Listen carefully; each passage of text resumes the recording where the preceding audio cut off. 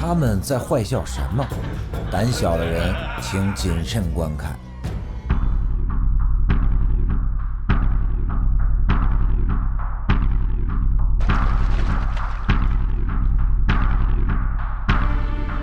被这么多眼睛盯着，你慌了吗？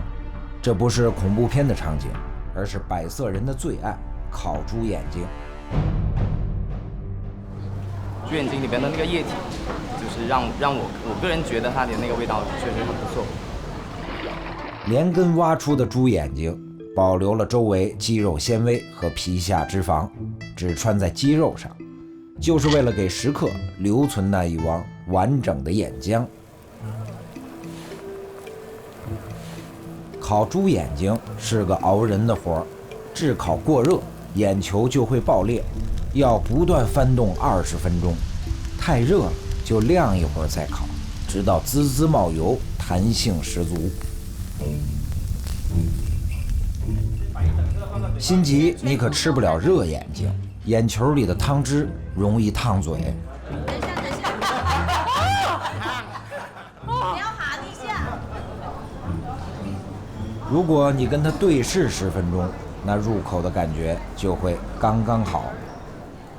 猪眼睛唯一的吃法就是整个放进嘴里，一口咬下，黑色的眼浆爆射口腔，刺激程度是撒尿牛丸的100倍。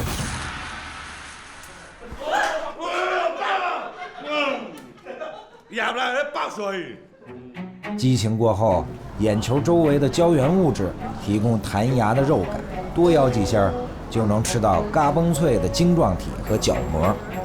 只有亲自体会，才能领略其中奥妙。像第一次亲密接触，小心被它电到。放放嘴呗，没有站起来，摇一摇，站起来。你想吃的时候，别人告诉你，它会爆浆哦，你不要烫的时候吃哦，那时候你的心情是比较忐忑的。